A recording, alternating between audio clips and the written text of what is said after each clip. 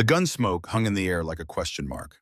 5 spent shell casings rolled across the concrete floor of the field hospital, their metallic rattle the only sound in a room that held 23 people in absolute silence. General Victor Blackwood stood with his sidearm lowered, now his chest heaving, his face the color of a man who'd just looked into the abyss and found his own reflection staring back. 5 fresh bullet holes punched through the sheet metal ceiling above them, letting in streamers of Arizona sunlight that cut through the smoke like accusation. Captain Sloan Hartley didn't move. She knelt on the blood-slatted floor, her hands buried in the abdomen of a 7-year-old girl named Mia, her fingers working with the kind of precision that came from doing the same thing 100 times before. The child's blood painted Sloan's forearms up to her elbows. A piece of shrapnel the size of a car key sat in a metal tray beside her knee. Blackwood's hand trembled.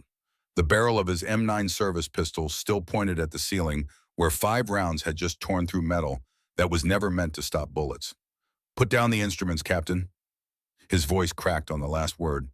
"That's a direct order."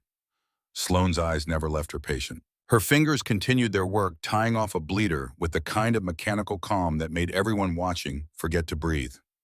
"No, sir," she said quietly. The words hung there, simple, final. The kind of refusal that ended careers and started courts-martial. Blackwood's jaw worked.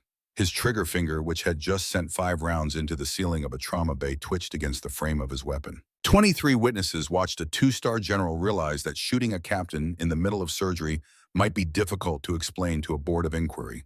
Sloan tied off the last suture. She reached for sterile gauze with hands that didn't shake, didn't hesitate, didn't show even the slightest tremor of fear. "You can court-martial me, General," she said, still not looking up. "But until the MPS arrive, I'm still a doctor, and this child is still my patient." She taped the dressing in place with movements so practiced they looked choreographed. The little girl's breathing steadied. Her color began to return.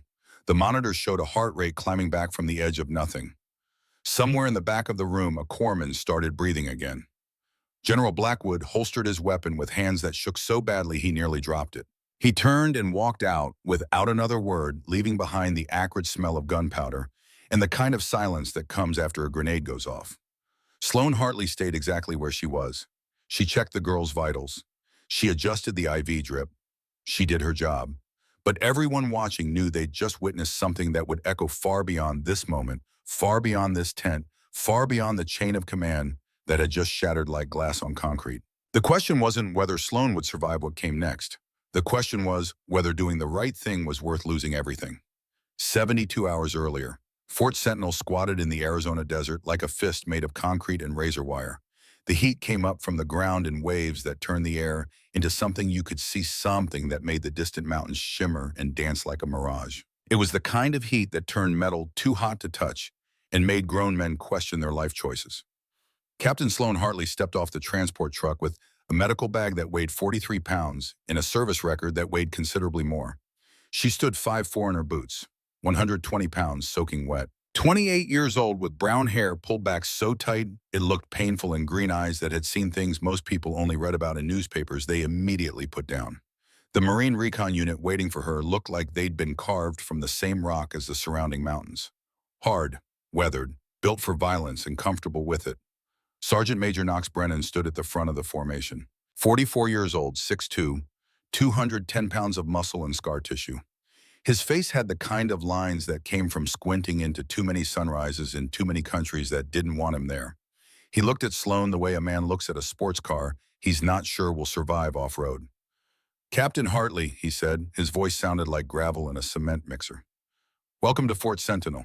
Sergeant Major." Sloan's voice came out level professional, carrying just enough volume to be heard without effort. The kind of voice that didn't ask for attention, but got it anyway. Brennan gestured to the men behind him. "This is 2nd Platoon Bravo Company Marine Force Recon, best door kickers in the Southwest. We're wheels up in 72 hours for border operations. You're our corpsman." Sloan's eyes scanned the formation. 12 men. Most of them looked at her with the expression of people trying to figure out if the punchline to a joke they didn't quite hear was funny or offensive. Corporal Rhett Callahan stood third from the left. 29 years old, built like a linebacker with a jaw that looked like it had been chiseled from granite and a skepticism so thick you could spread it on toast. He didn't bother hiding his assessment. "She looks like she weighs a $110 soaking wet," he muttered to the man beside him. His voice carried. It was meant to. My little sister's bigger than her. The man beside him, Chief Warrant Officer Flint Wade, 41, quiet as a church mouse and twice as observant, said nothing. But his eyes tracked Sloan with the kind of attention that missed nothing. Brennan shot Callahan a look that could have stripped paint. Something to say, Corporal? No, Sergeant Major. Good, because Captain Hartley's record shows 47 saves over 3 tours. That's 47 Marine soldiers and sailors who went home to their families because she was there when it mattered. Brennan turned back to Sloan. Captain, you'll be bunking in Building 7. Medical facility is Building 3. We've got a training evolution at 0600 tomorrow. I'd like you to observe, get a feel for how we operate. Roger that, Sergeant Major. Dismissed. The formation broke. Sloan shouldered her bag and headed toward Building 7. Behind her, she heard the whispers start. They always did. She's tiny. Thinks she can keep up, hope we don't actually need her. She'd heard it all before. At Paris Island, at course school, at her first unit and her second and her third. Men looked at her and saw someone's little sister, someone's daughter, someone who belonged anywhere but a battlefield. They never saw the truth until it was too late to take back their assumptions. The next morning arrived at 5:30 with the kind of heat that suggested the sun had personal beef with Arizona. Sloan showed up to the training ground in full kit. Kevlar helmet, plate carrier medical bag, camelback. 63 pounds of gear on a frame that looked like a strong wind might carry it off. The Marines were running obstacle courses, not the gentle kind, the kind designed by sadists with graduate degrees in suffering. Brennan waved her over. Captain, you're welcome to observe from the shade. I'll run it, Sergeant Major. Callahan, who'd just finished his run and looked like he'd bathed in his own sweat, nearly choked. You're going to run the O course in full kit. Sloan didn't look at him. That's the plan, Corporal. It's a 12-minute course. Elite time. Most newbies take 18-20 minutes. He wasn't being helpful. He was setting her up for failure the way men do when they want to prove a point without saying it out loud. Understood. Brennan checked his watch. On your mark, Captain. Sloan stepped to the start line. She didn't stretch, didn't psych herself up, just stood there like she was waiting for a bus. Go. She moved, not fast, not slow, steady, mechanical, the kind of pace that eats miles without drama. The rope climb came first. 30 feet of braided hemp that had defeated men twice her size. Sloan hit it with technique over strength, using her legs more than her arms, keeping her center of gravity close to the rope. She topped out in 47 seconds. Elite time was 45. The wall came next, 8 feet of plywood with no handholds. Callahan watched her approach it with the expression of a man watching a car crash in slow motion. Sloan didn't hesitate. She hit the wall at a dead run, planted her right boot halfway up, pushed off with leg strength that had nothing to do with Satan and everything to do with physics, caught the top edge with her fingertips, and pulled herself over in one fluid motion that looked easier than it was. The tire run, the low crawl, the cargo net, she moved through them like water through a pipe, an inevitable, efficient, utterly without style points or showboating. 13 minutes, 22 seconds.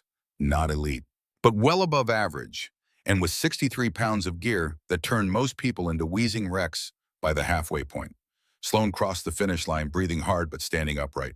Sweat darkened her uniform. Her face was red, but her hands were steady when she unclipped her camelback and took a drink. Callahan stared at her like she'd just walked on water.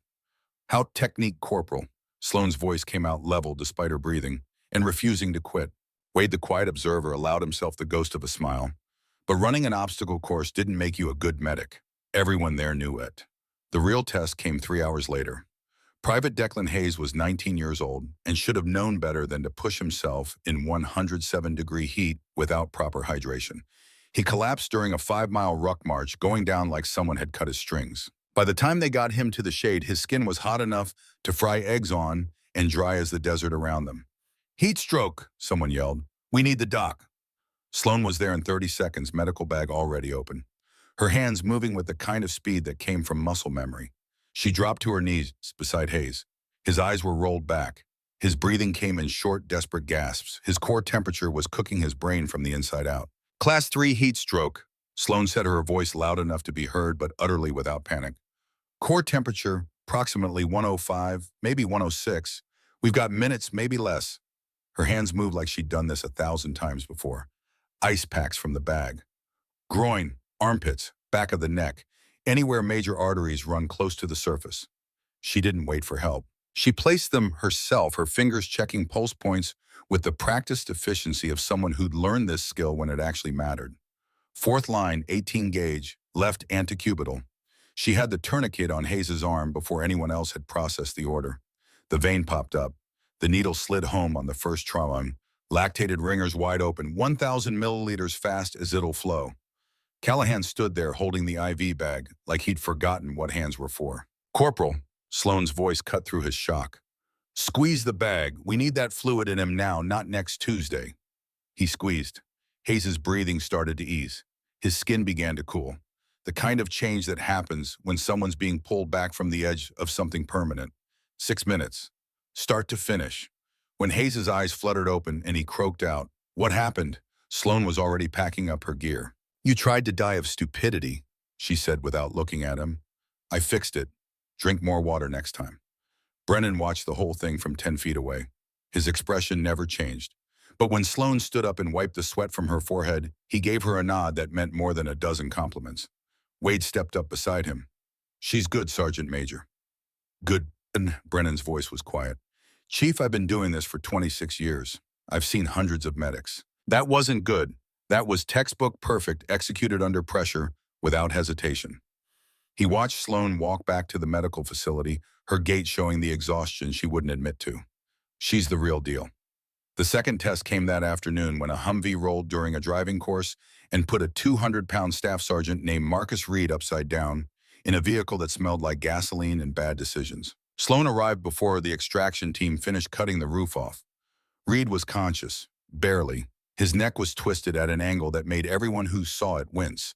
Blood ran from his nose and ears, never a good sign. His breathing was shallow and getting shallower.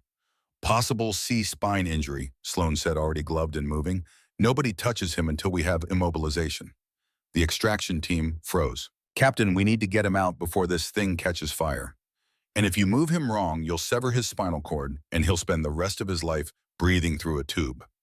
Sloane's voice didn't rise, didn't sharpen, just stated facts like she was reading a grocery list. "Cervical collar first, then we log roll him out. 3 people minimum maintaining inline stabilization. On my count." She had the collar on Reed in 45 seconds. Fitted it like she'd measured him beforehand. Adjusted the straps with fingers that moved faster than most people's thoughts. "Corporal Callahan, you're at the head. Maintain inline stabilization. That means his head doesn't move relative to his spine. At all. Not even a millimeter." Callahan moved into position, his big hands suddenly gentle as he cradled Reed's head. "Private Hayes, since you're no longer dying, you're on the torso. Wade, you've got the legs. We roll on 3. Smooth. Controlled. Like we're moving glass. Ready." 3 nods. 1, 2, 3. They moved together, synchronized. Reed came out of the Humvee like he was made of porcelain, still in one piece, his spine still straight. Sloane had him on a backboard in 2 minutes flat. Then she noticed something everyone else had missed. His breathing patterns wrong. She leaned in, listened to his chest. Her face changed. "Tracheal deviation, absent breath, sounds on the right.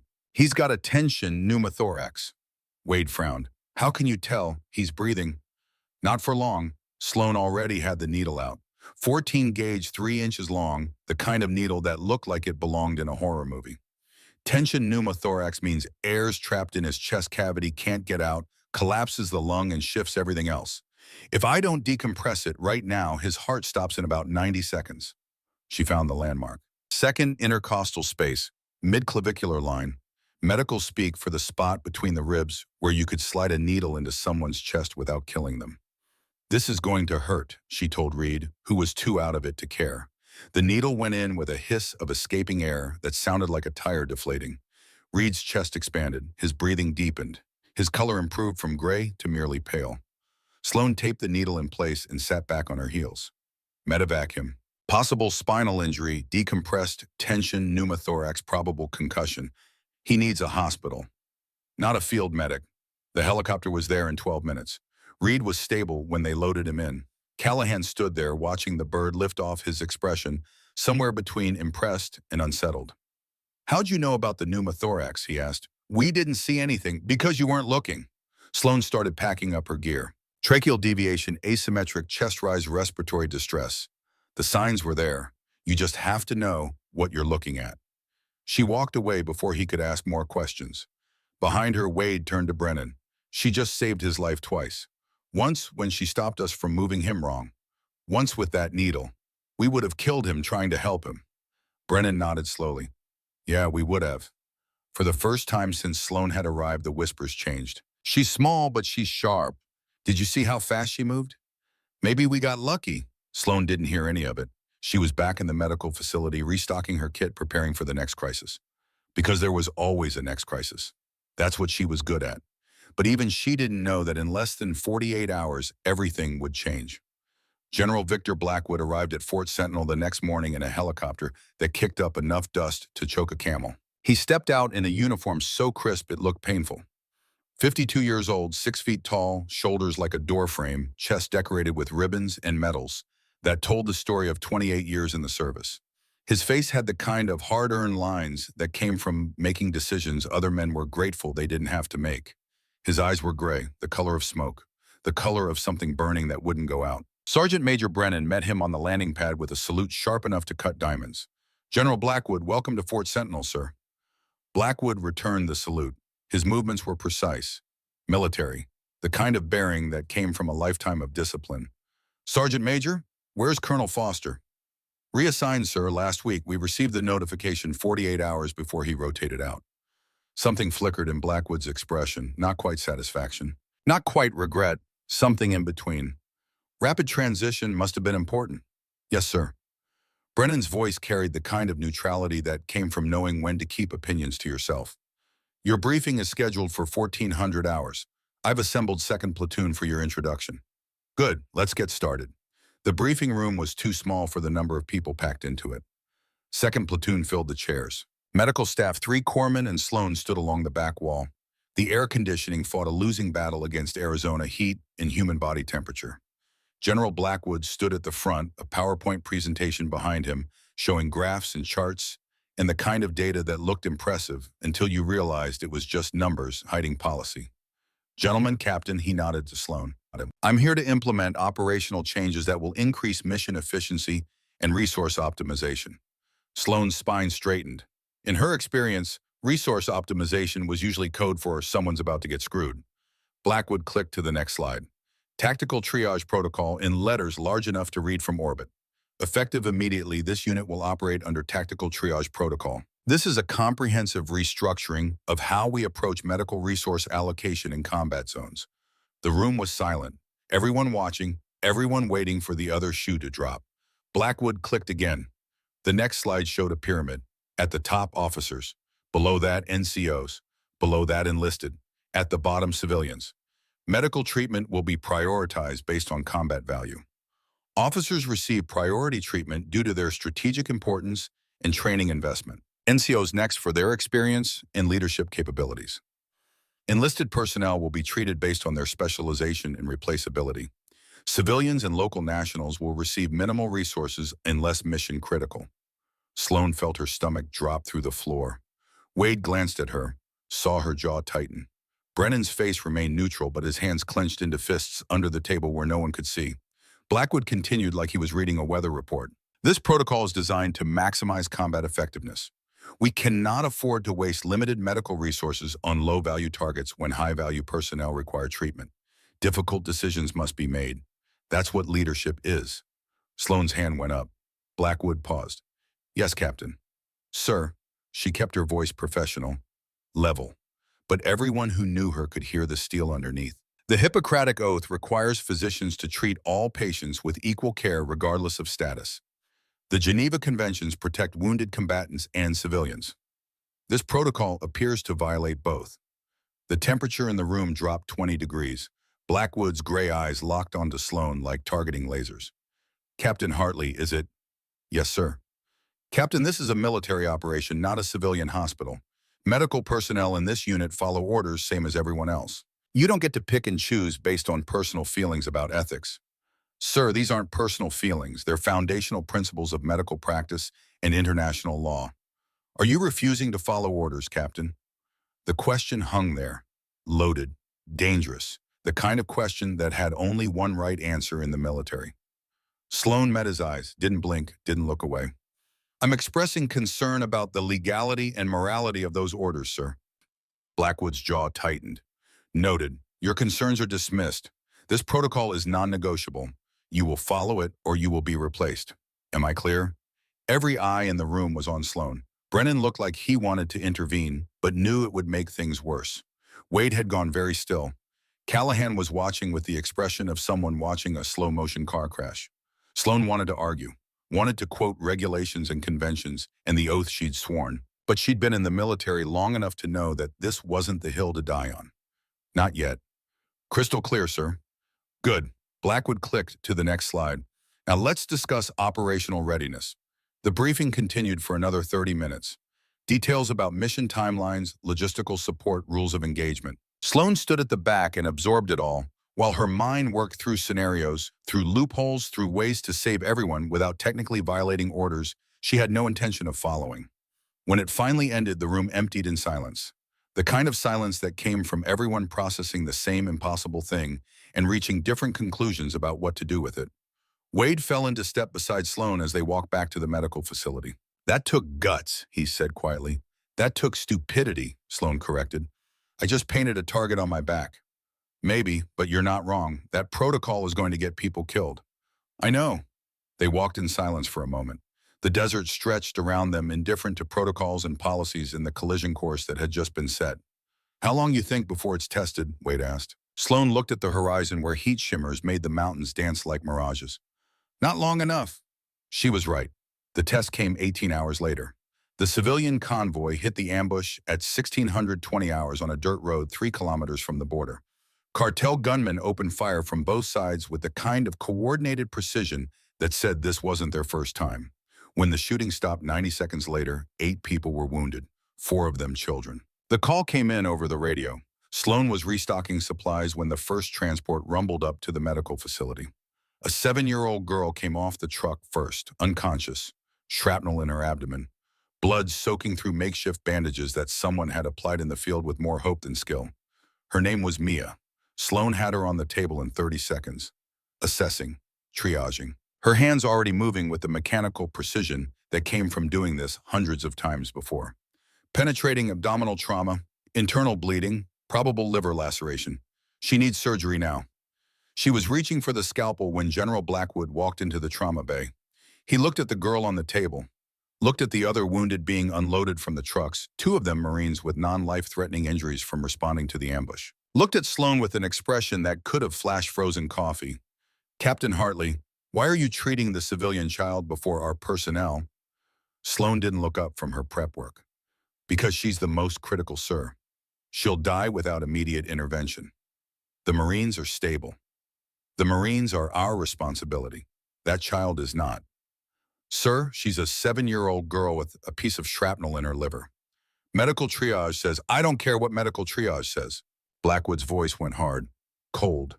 The kind of cold that came from 3 years of grief turned into policy. I care about my orders, our personnel first. Always. That's the protocol. Sloan's hands paused, just for a second, long enough to make a choice that would define everything that followed.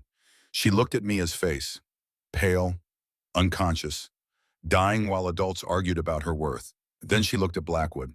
No, sir. The words came out quiet, but they carried the weight of a line being crossed that couldn't be uncrossed. Blackwood's face went from neutral to red in the time it took a heart to beat. That's a direct order, Captain. It's an illegal order, General. I'm not following it. The temperature in the room dropped 20 degrees. Every corpsman, every witness froze in place. This wasn't a debate anymore. This was mutiny in everything but name. Blackwood stepped closer. His hand moved to his sidearm, not drawing it, just resting there, a threat without words. Captain Hartley, if you proceed with that surgery, I will have you arrested for insubordination. Your career will be over before that child's heart stops beating. Sloan met his eyes, green eyes steady, hands already moving back to the prep work. Scalpel, retractors, suction, everything laid out with the precision of someone who'd done this so many times it was automatic. Then arrest me, sir, but I'm saving this child first. She made the first incision. Blackwood stood there for 10 long seconds. His face went from red to purple. His hand tightened on his sidearm grip. The room held its breath, waiting to see if a general would actually draw his weapon on a captain performing surgery. Then Blackwood turned and walked out.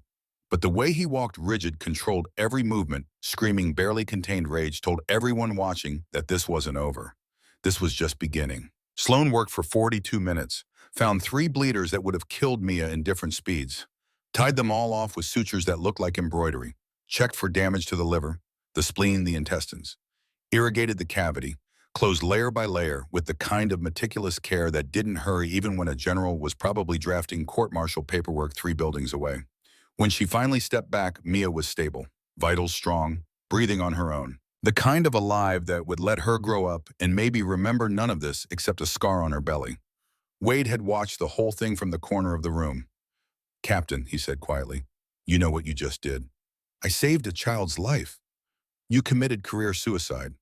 Sloan stripped off her gloves, washed her hands. The water ran red, then pink, then clear. "Maybe, but she's alive. That's what matters." Blackwood's preparing charges, insubordination, refusal to follow orders. This is serious. "I know. Was it worth it?" Sloan looked back at the trauma bay where a 7-year-old girl was sleeping peacefully alive, when she should have been dead breathing, when she should have been still. "Yes." Wade studied her for a long moment. Then he nodded.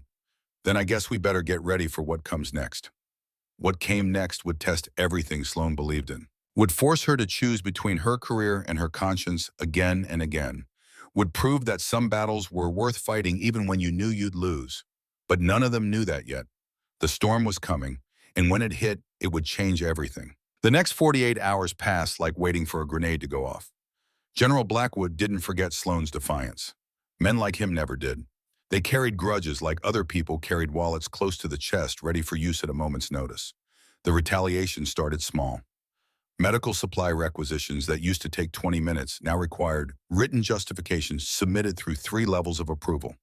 Sloan needed sterile gloves. She had to explain why, in triplicate. 4 fluids, better have a paragraph ready about projected usage rates and conservation strategies. She filled out the paperwork without complaint, added it to the stack of meaningless reports Blackwood suddenly required. Daily equipment inventories, weekly readiness assessments, monthly projections for supplies that would be used up in days. Busy work. The kind designed to wear someone down to make them quit rather than be fired. Sloan worked 18-hour days and didn't say a word about it. Then Blackwood started on the personnel. He pulled Wade aside after morning formation. Quiet conversation, professional tones. But the message was clear enough. "Chief, I've noticed you spending considerable time with Captain Hartley. I trust you understand that fraternization with someone facing potential disciplinary action could reflect poorly on your record." Wade's face remained neutral. "Captain Hartley isn't facing disciplinary action, sir. She's performing her medical duties." "Not yet." Blackwood's smile didn't reach his eyes. "But the day's young." He tried the same approach with Brennan, got a response that was somehow both respectful and dismissive. "General, with respect, Captain Hartley has saved 4 lives in the past 72 hours. If you're investigating competence, you're looking at the wrong person." Blackwood's jaw tightened. "Dismiss, Sergeant Major." The isolation didn't work because Sloan wasn't the type who needed friends to do her job. She needed supplies and patience and enough hours in the day to save the lives that needed saving. Everything else was just noise. But the tension kept building, like atmospheric pressure before a storm. Everyone could feel it. Everyone knew something had to give. The explosion came on day 3. The patrol hit the IED at 13:47 hours on a road that had been cleared twice in the past week. Someone had buried it overnight. Someone with experience and bad intentions and a talent for making American casualties. The blast crater was 6 feet across. The lead Humvee took the full force. Metal shredded. Tires vaporized. The vehicle flipped twice before coming to rest on its roof with smoke pouring from the engine. The call came in over the radio. 2 critical, multiple minor. Medevac requested but 20 minutes out. Sloan was already moving before the transmission ended. The Humvee arrived in a cloud of dust and diesel smoke. The rear doors opened and 2 Marines carried the wounded in on stretchers that left trails of blood on the concrete. Private Declan Hayes came in first, 19 years old, from somewhere in Ohio that probably had a population smaller than this military base. His left leg ended 6 inches below the knee in a mess of torn flesh and shattered bone that used to be a foot. Blood pumped from the femoral artery in rhythmic spurts that said he had minutes, not hours. Lieutenant Ashton Reed came in second, 27, from New England money and an Ivy League education that led somehow to a rifle platoon in Arizona. Blunt chest trauma from the blast, breathing shallow, skin pale, conscious but fading fast. Sloane's hands were already on Hayes before the stretcher hit the table. Traumatic amputation below the knee but active arterial hemorrhage. Her voice carried across the trauma bay. Professional, calm. The kind of calm that came from seeing worse and still functioning. I need a cat tourniquet combat gauze, 2 units O negative, and someone to hold pressure on the femoral while I get control of this bleeder. Corporal Callahan moved without thinking. His hands found the pressure point. Blood welled between his fingers, hot and slick. Sloane worked with the kind of speed that looked frantic but was actually controlled chaos. Every movement had purpose. No wasted motion, no hesitation. The tourniquet went on high and tight, 6 inches above the wound. She cranked it down until the bleeding stopped, then cranked it one more turn for insurance. The windlass rod locked into place with a click that sounded like a door closing. Time, she called out. 13:49, someone answered. She wrote it on Hayes's forehead in black marker. 13:49. The clock was ticking. He had 2 hours before the tourniquet started doing permanent damage. Less if his body decided to go into shock. Starting IV access. 18 gauge in the right AC. The needle slid home on the first try. Hang the O-neg wide open. I want those 2 units in him in the next 10 minutes. She was reaching for the combat gauze when General Blackwood walked into the trauma bay. His presence sucked the air out of the room. Captain Hartley. His voice cut through the organized chaos like a knife. Why are you treating the private first? Sloane didn't look up. Her hand stayed buried in Hayes's leg, packing the wound with hemostatic gauze that would help the blood clot. He's the most critical, sir.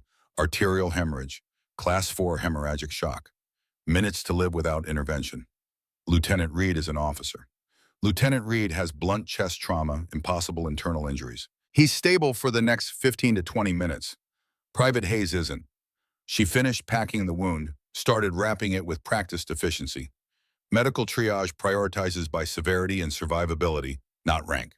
Blackwood's face went red, the kind of red that came from 3 years of buried rage finding an outlet. I gave you a direct order about treatment priorities. You gave me an illegal order that violates the Geneva Conventions and medical ethics. What does Sloane's hands never stop moving? IV line secured, pressure dressing applied, vitals check. I'm not following it. You're refusing a direct order from a superior officer. I'm following my oath as a physician. She looked up at him then, green eyes steady, voice calm despite the blood up to her elbows. Court-martial me if you want, General, but I'm finishing what I started. The trauma bay had gone silent except for the beeping of monitors and Hayes's labored breathing. Every corpsman, every Marine, every witness to this collision between conscience and command was frozen in place. Blackwood's hand dropped to his sidearm. The motion was small, almost unconscious. The kind of thing a man does when he's so angry he's forgotten where he is and what the consequences might be. His fingers wrapped around the grip. Wade saw it first, took a step forward. General, Blackwood drew the weapon. Everything slowed down. The M9 service pistol came up smooth and professional. Blackwood's hand was steady despite the rage. 28 years of training made sure of that. The safety clicked off with a sound like bones breaking. Sloane didn't move. Her hands stayed on Hayes's femoral artery, maintaining pressure while the tourniquet did its work. Blood had soaked through her gloves, up her wrists, painting her forearms red. Put down the instruments, Captain. Blackwood's voice shook now. The professional veneer cracking like ice over deep water. That's a direct order. No, sir. The words dropped like stones into silence. Blackwood's jaw clenched. His finger moved to the trigger.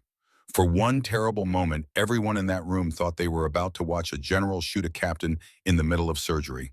Then Blackwood raised the barrel toward the ceiling and fired. The first shot was loud enough to shatter thought. The sound in the enclosed space was like a physical blow. The second came before the first had stopped echoing. 3, 4, 5. The ceiling sprouted holes that let in streamers of Arizona sunlight. Spent brass casings bounced on concrete with a sound like hail. The smell of gunpowder filled the trauma bay thick enough to choke on. Silence rushed back in. The kind of silence that comes after violence, when everyone's ears are ringing and their hands are shaking and they're trying to process what just happened. Blackwood stood with his arms still raised. Smoke drifted from the barrel of his weapon. His chest heaved like he'd just run a marathon. His face had gone from red to pale, the rage draining out and leaving behind something that looked like shock. 23 people stared at him in absolute silence. Sloane Hartley kept her hands on Private Hayes' leg. She didn't flinch, didn't freeze, didn't even blink. Just kept working like a general hadn't just fired 5 rounds over her head.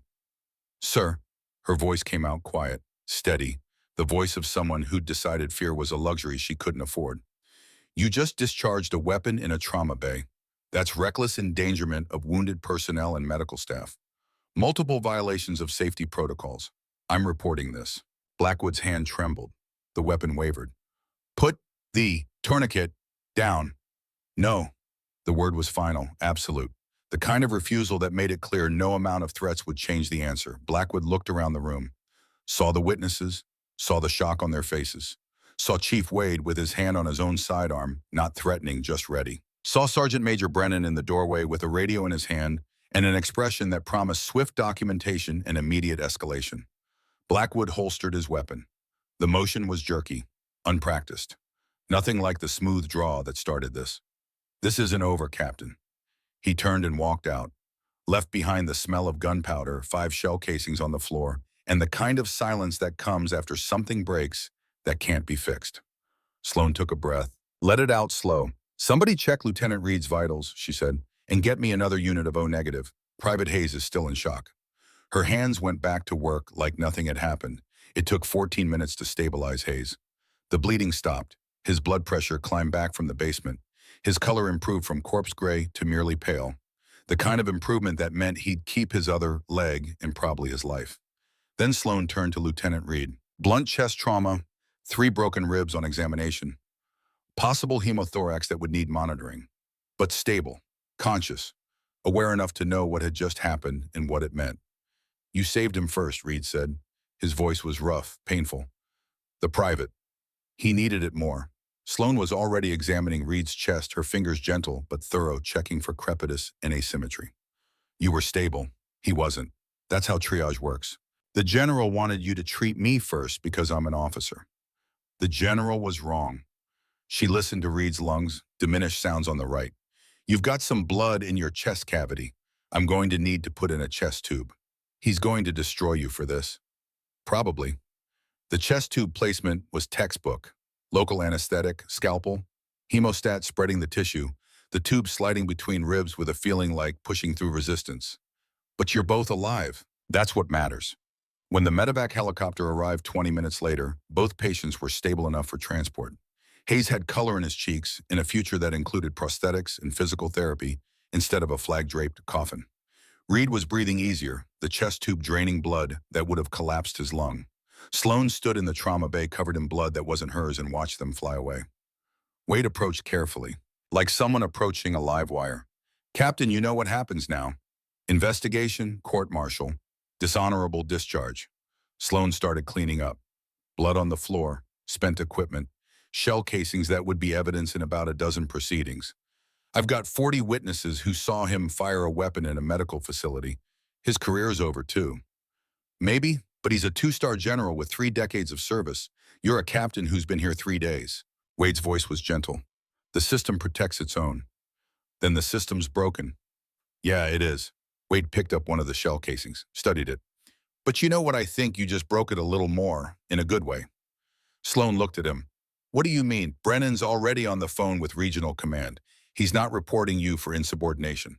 He's reporting Blackwood for reckless endangerment, creating a hostile work environment, and implementing an illegal medical protocol. Wade smiled. It was a small smile, but it was real. You're not alone in this, Captain. Not even close.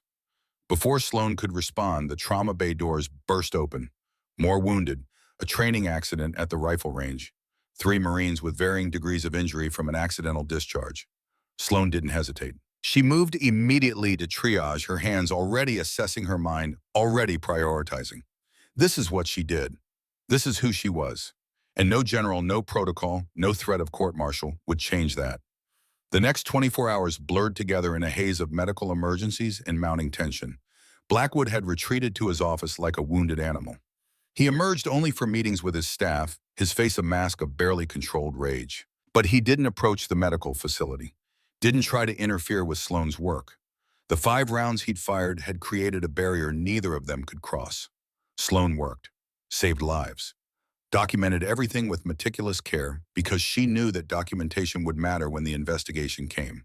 And the investigation was coming. Colonel James Hayes arrived from regional headquarters at 0600 hours the next morning. 48 years old with gray at the temples and eyes that had seen enough to know when something was seriously wrong. He went directly to Blackwood's office. The meeting lasted 2 hours. When it ended, Blackwood looked like he'd aged a decade.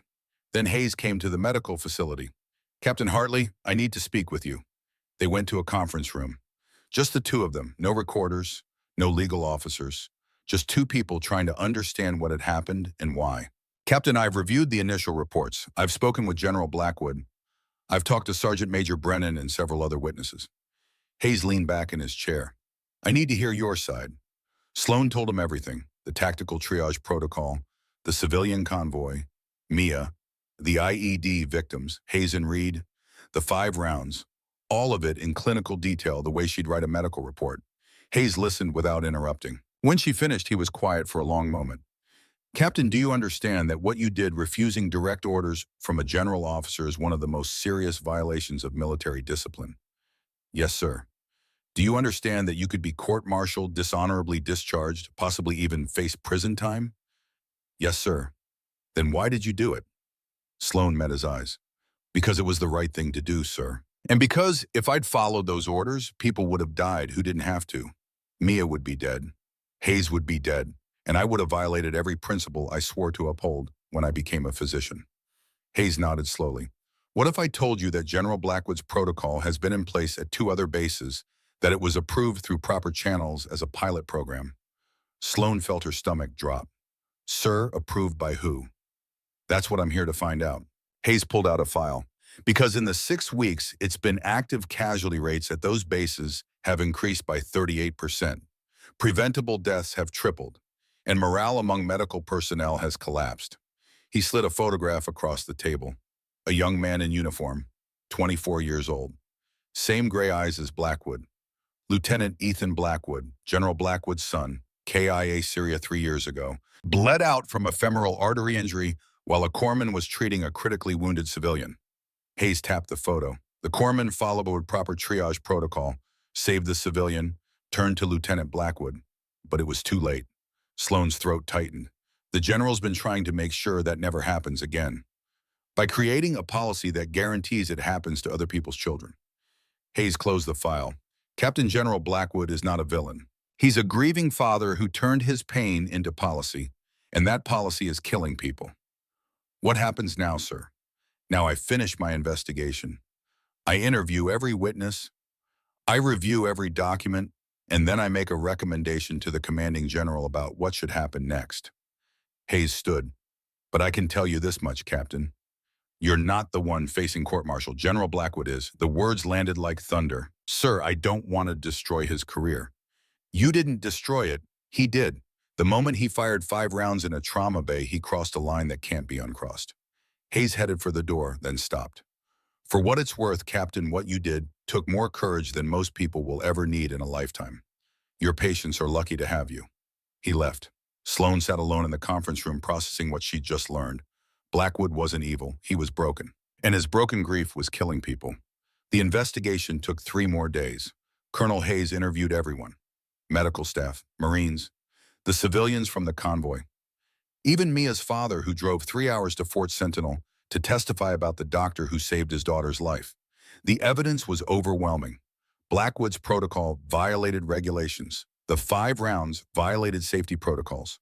The pattern of harassment violated codes of conduct. The whole thing was a textbook case of how grief and power could combine to create policy that hurt rather than helped.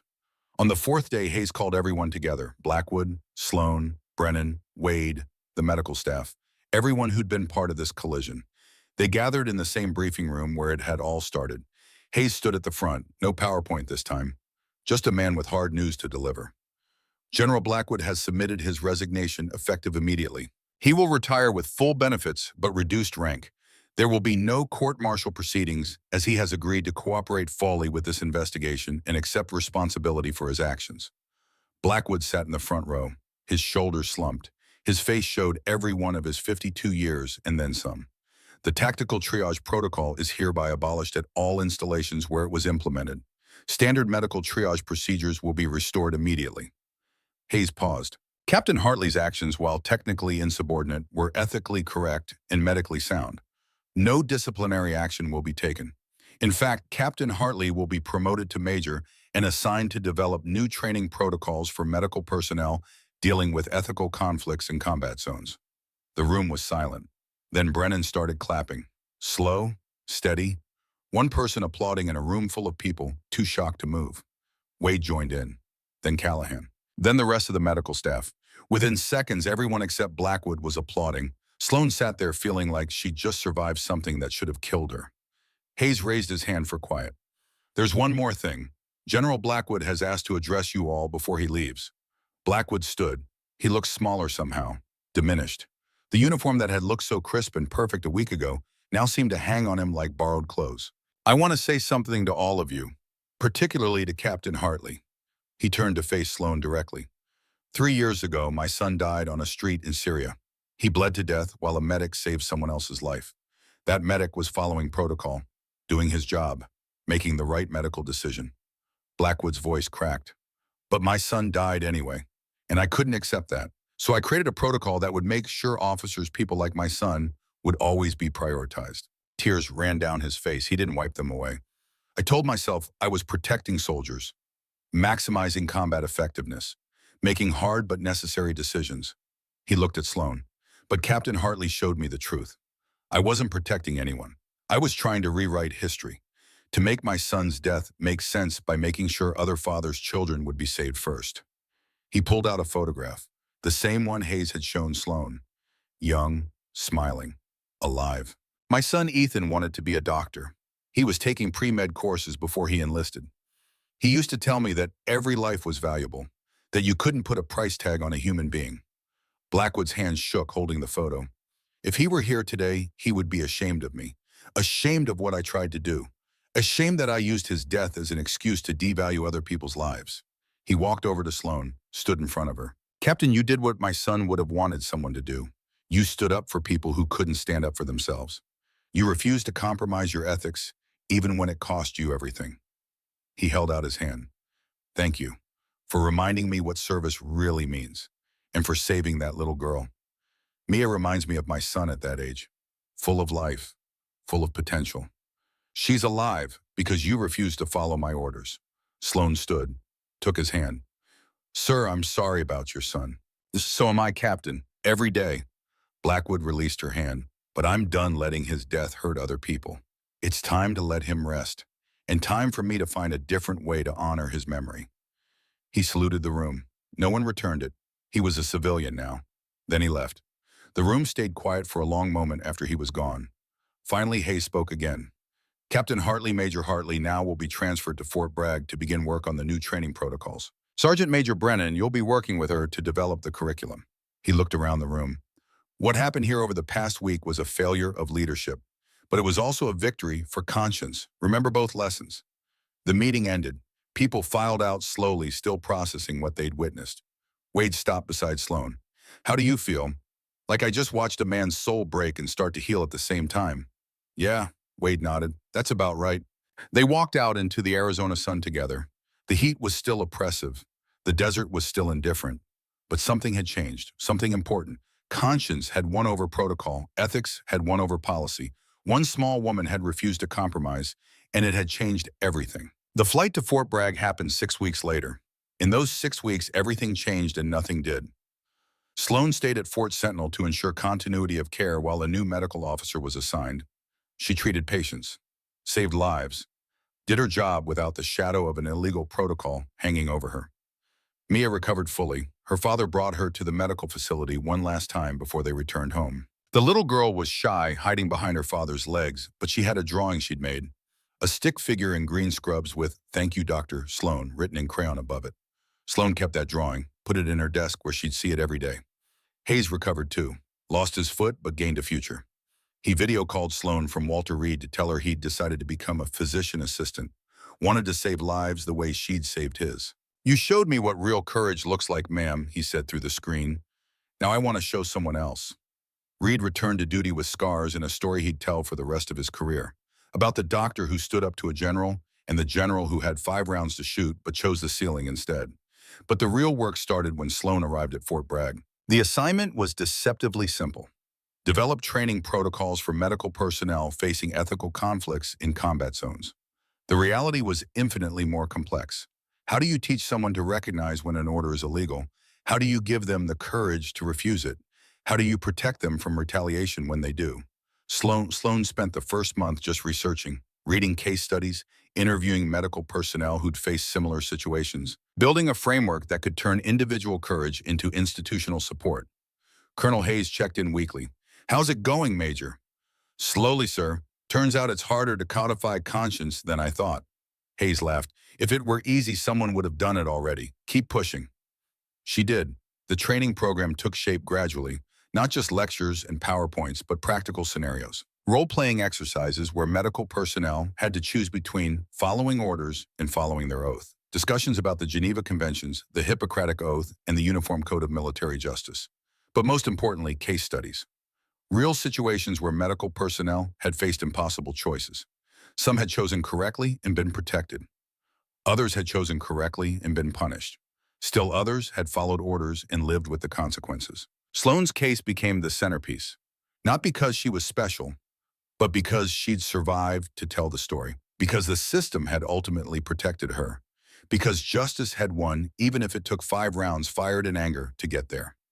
6 months into the assignment, Sloan stood in front of her first class, 30 medical officers from across the military. Doctors, nurses, corpsmen, physician assistants, all of them volunteers. All of them willing to learn how to do the hardest thing in the military, say no to a superior officer. "Welcome to combat medical ethics," Sloan began. Her voice was steady, professional, the same voice that had stayed calm while a general fired rounds over her head. "Over the next 2 weeks, we're going to explore one of the most difficult questions in military medicine. What do you do when your medical ethics conflict with military orders?" She clicked to the next slide. It showed the pyramid from Blackwood's presentation. Officers at the top, civilians at the bottom. This was a real protocol implemented at 3 military installations 6 months ago. It prioritized treatment based on rank rather than medical need. She paused. In the 6 weeks it was active, it resulted in 12 preventable deaths and a 38% increase in overall casualty rates.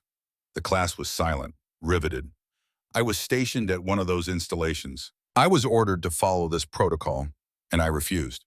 Sloan clicked again. A photo of Mia appeared, 7 years old, smiling, alive. "This is Mia, 7 years old, shrapnel wound to the abdomen. She would have died if I'd followed the protocol that said to treat Marines before civilians. Instead, I treated her first, saved her life, and faced charges of insubordination." Another click, the trauma bay. 5 holes in the ceiling still visible. "This is where my commanding officer fired 5 rounds into the ceiling to intimidate me into stopping surgery. I didn't stop. I finished the operation, and then the investigation started." She told them everything. The civilian convoy, Hayes and Reed, the confrontation, the investigation, Blackwood's confession, the policy change. When she finished, a young Navy corpsman raised his hand. "Ma'am, you were protected. The system worked for you. But what about all the times it doesn't? What about medical personnel who refuse illegal orders and get court-martialed anyway?" It was the right question, the hard question. "You're right, Corpsman. I was lucky. I had witnesses. I had Sergeant Major Brennan documenting everything. I had patients who survived to testify. And I had a commanding general who was willing to investigate rather than cover up." Sloan met his eyes. "But that doesn't mean you should follow illegal orders just because you might not be as lucky as I was." "Then what should we do?" "You document everything. You find allies. You make your objections clear and in writing. You exhaust every channel before you refuse an order." She paused. "And then, if you've done all that and the order is still illegal, you refuse it anyway. Because your first duty is to your patients. Your second duty is to your oath. Your third duty is to your conscience. Military orders come forth. They'll destroy our careers." "Maybe, probably." Sloan shrugged. "But they can't destroy your integrity. Can't destroy your knowledge that you did the right thing. Can't destroy the lives you saved by refusing to compromise. Is it worth it?" Sloan thought about Mia, about Hayes, about Reed, about the 12 people who died because other medical personnel had followed Blackwood's protocol. "Yes," she said simply, "it's worth it." The 2-week course became the template. Sloan ran it 6 times over the next year, training nearly 200 medical personnel in the art of ethical resistance. But she knew training wasn't enough. The system itself needed to change. She worked with Colonel Hayes and a team of military lawyers to draft new regulations.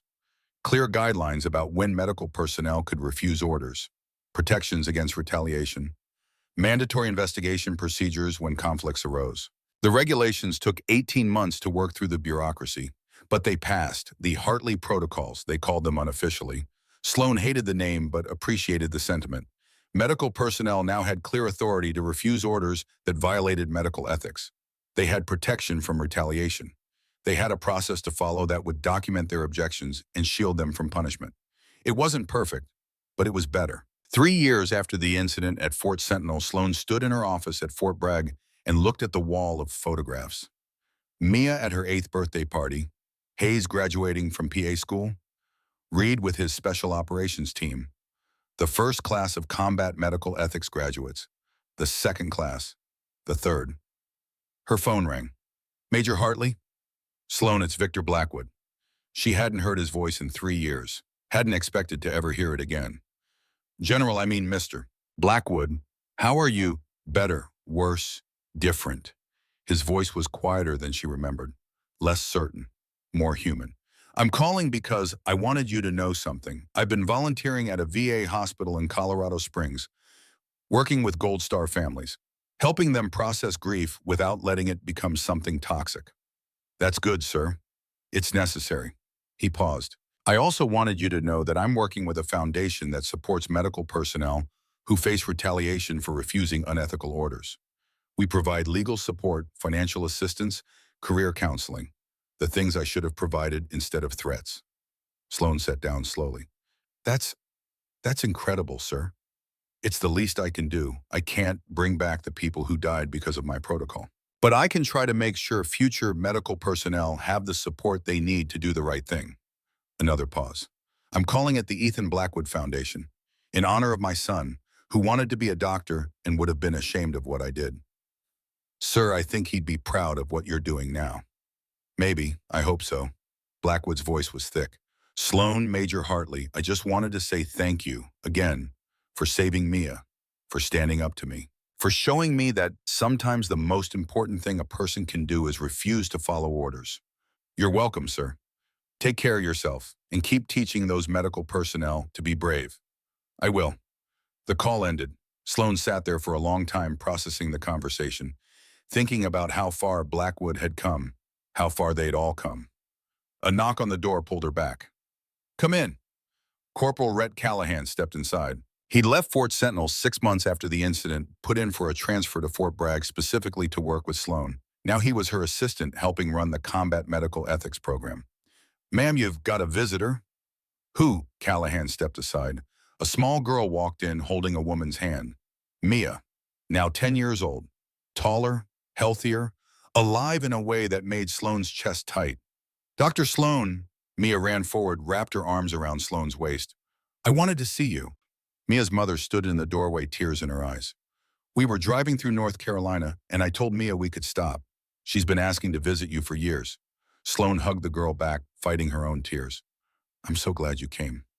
They talked for an hour. Mia showed Sloan her report card's straight A's, told her about wanting to be a doctor when she grew up, about how she told everyone at school about the brave doctor who saved her life. When they finally left, Mia turned back at the door. Dr. Sloan, my teacher asked me to write about a hero. I wrote about you. Do you want to read it? I'd love to. Mia handed her a paper, neat handwriting, a story about the day she almost died and the doctor who wouldn't let her. The last line read, Dr. Sloan showed me that sometimes the bravest thing you can do is say no when everyone else says yes. Sloan kept that paper on her wall next to the crayon drawing. Reminders of why it mattered, why she'd risked everything, why some battles were worth fighting even when you knew you might lose. 5 years after Fort Sentinel, the Combat Medical Ethics Program had trained over 500 medical personnel. The Hartley Protocols had been adopted military-wide. Casualty rates from ethical violations had dropped by 47%. More importantly, medical personnel felt empowered to speak up when they saw something wrong, to question orders that didn't make sense, to refuse directives that violated their oath. The culture was changing, slowly, imperfectly, But changing. Sloan was promoted to lieutenant colonel, given command of all medical ethics training for Special Operations Command. Her office got bigger, her responsibilities grew. But she never forgot the lessons she'd learned on a hot day in Arizona with blood up to her elbows and a general's gun pointed at the ceiling. Some things are worth more than your career. Some promises are worth breaking. Some orders deserve to be refused. And sometimes the smallest person in the room is the only one brave enough to say no. On a quiet Thursday afternoon, Sloan received a package in the mail. No return address, just her name and rank. Inside was a Medal of Valor, not the military kind. The civilian kind awarded by medical organizations to physicians who demonstrate extraordinary courage in the face of adversity. The citation read, "For Lieutenant Colonel Sloan Hartley, who stood between a child and death, between conscience and command, between what was ordered and what was right, who taught us that the most important words in medicine are not yes, sir, but first do no harm." Sloan put it in her desk drawer, next to Mia's drawing, next to Hayes's letter, next to the shell casing Wade had given her from that day. Reminders, not of glory, not of victory, but of the moment when everything hung in the balance and she made a choice that changed everything. The phone on her desk rang. "Lieutenant Colonel Hartley?" "Colonel, this is Captain Rodriguez from Landstuhl Regional Medical Center in Germany. I'm facing a situation similar to yours at Fort Sentinel. My commanding officer is implementing a triage protocol that violates ethics. I've documented everything. I've exhausted my options. I'm about to refuse a direct order." Sloan sat up straight. "Tell me everything." She listened for 40 minutes, asked questions, gave advice, walked Captain Rodriguez through the Hartley protocol step by step. "You're doing the right thing, Captain. Document everything, find witnesses, make your objections clear, and then refuse the order. What if they court-martial me? Then you'll have legal representation through the Blackwood Foundation. You'll have testimony from me and dozens of other medical personnel who've faced the same choice. You'll have the Hartley protocols protecting you." Sloan paused. "And you'll have your integrity intact, your patience alive, your conscience clear." "Well, that's enough. Captain, I stood in a trauma bay with a general's gun pointed at the ceiling and my hands buried in a 7-year-old girl's abdomen. I refused 5 direct orders. I knew I might go to prison." Sloan looked at Mia's drawing on her wall. "But that little girl is alive today because I refused. So yes, Captain, it's enough. Thank you, Colonel. Thank you, Captain, for having the courage to do the right thing." The call ended. Sloan sat back in her chair and looked at the ceiling of her office. No bullet holes here, just acoustic tiles and fluorescent lights. But she remembered the holes, the smoke, the smell of gunpowder, the weight of the decision to keep working while a man with a gun lost his mind 3 feet away. And she remembered the feeling when Mia's vitals stabilized, when Hayes opened his eyes, when Reed took a full breath, the feeling that made it all worth it. Somewhere in Germany, Captain Rodriguez was about to make the same choice Sloan had made, was about to risk everything for a patient who needed someone brave enough to say no. And because Sloan had gone first, Rodriguez wouldn't be alone. The protocols would protect her. The foundation would support her. The training would guide her. And somewhere down the line, another medical officer would face the same choice. And they'd have Rodriguez's example to follow, just like Rodriguez had Sloan's. A chain of courage, each link forged by someone who decided that doing the right thing mattered more than doing the safe thing. Lieutenant Colonel Sloan Hartley stood up and walked to the window. Fort Bragg spread out before her. Training facilities, barracks, medical buildings. Somewhere out there, medical personnel were training to save lives, learning to make impossible decisions, preparing for the day when they'd have to choose between orders and ethics. And now they had protocols, protection, support. Because one small woman had stood in a trauma bay and refused to let a child die. Because 5 rounds fired in anger had become a rallying cry for conscience. Because sometimes the quietest voice says the most important thing. The work continued, it always would, because that's what medical ethics demanded. And some demands were worth answering, no matter the cost.